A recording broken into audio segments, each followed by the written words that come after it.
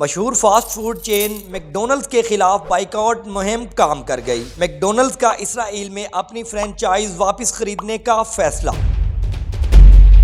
ناظرین، اسرائیلی فوج کی غزہ میں بربریت کے بعد مسلم ممالک میں امریکی برانڈز بشمول Starbucks, Burger King, Hardee's, KFC، Pizza Hut, Papa John's اور ڈومینوز سمیت دیگر کئی برانڈز کے خلاف بائیکاٹ مہم کا آغاز کیا گیا۔ مسلم ممالک میں میک ڈونلڈز کے بائیکاٹ کی مہم اکتوبر میں اس وقت شروع ہوئی جب میک ڈونلڈز کی اسرائیلی شاخ نے اسرائیلی فوجیوں کو مفت کھانے کا اشتہار دیا۔ مسلم اکثریتی ممالک میک ڈونلڈز کے بائیکاٹ کی مہم شروع ہوئی اور دیکھتے ہی دیکھتے اس کے اثرات دنیا کے مختلف ملکوں میں دکھائی دیے۔ میک ڈونلڈز کی جانب سے اسرائیلی فوج کو مفت کھانا فراہم کرنے کے فیصلے پر مسلم ممالک کی طرف سے شدید رد عمل دیا گیا، یہاں تک کہ سعودی عرب، عمان، کویت، ملیشیا، متحدہ عرب امارات، اردن، مصر، بحرین اور ترکی میں میک ڈونلڈز کی فرینچائزز نے خود کو اسرائیلی فرینچائزز سے الگ ظاہر کیا اور غزہ کے شہریوں کی مدد کے لیے مجموعی طور پر $30 لاکھ سے زیادہ کی امداد کا اعلان کیا۔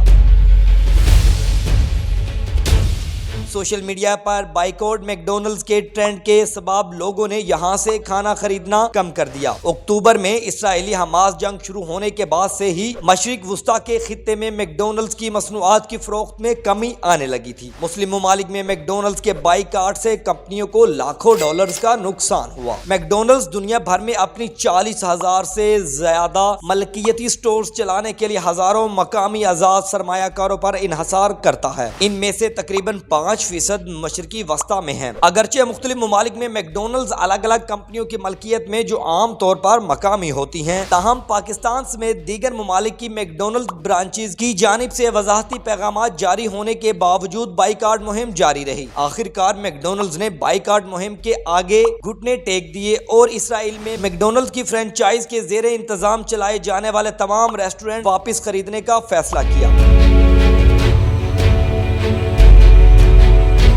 لیونیال پچھلے 30 سال سے زیادہ عرصے سے اسرائیل میں میک ڈونلڈز کے ریسٹورنٹ چلا رہی ہے، جس کی سربراہی اور ملکیت چیف ایگزیکٹو عمری پڈان کے پاس ہے۔ میک ڈونلڈز نے کہا کہ وہ لیونیال سے اپنی 30 سالہ پرانی اسرائیلی فرینچائز خریدے گی، 225 برانچز کی ملکیت واپس لے گی جن میں 5,000 سے زیادہ افراد کام کرتے ہیں۔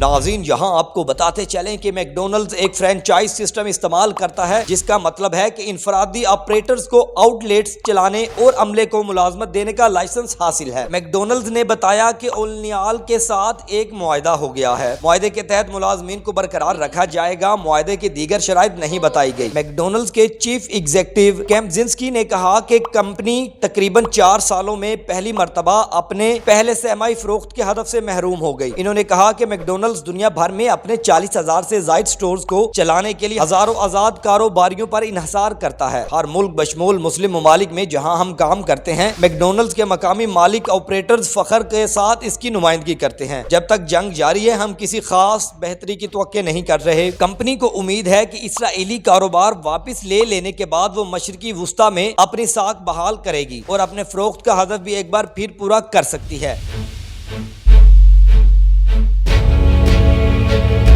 آپ کو بتاتے چلیں کہ غزہ کی وزارت صحت کے مطابق 7 اکتوبر سے اب تک غزہ پر اسرائیلی فوج کی کارروائی میں 33,000 سے زائد فلسطینی شہید جبکہ 75,000 سے زائد افراد زخمی ہوئے۔ اس جنگ میں ایک اور بڑی مغربی فاسٹ فوڈ چین اسٹاربکس کو بھی اپنے اسرائیلی موقف اور اسرائیل کو مبینہ مالی تعاون فراہم کرنے کی وجہ سے بائیکاٹ کا سامنا ہے۔ مسلم ممالک میں بائیکاٹ مہم کے حامیوں کا کہنا ہے کہ یہ مہم اس وقت تک جاری رہے گی جب تک غزہ میں جاری اسرائیل کا ظلم و ستم ختم نہیں ہو جاتا۔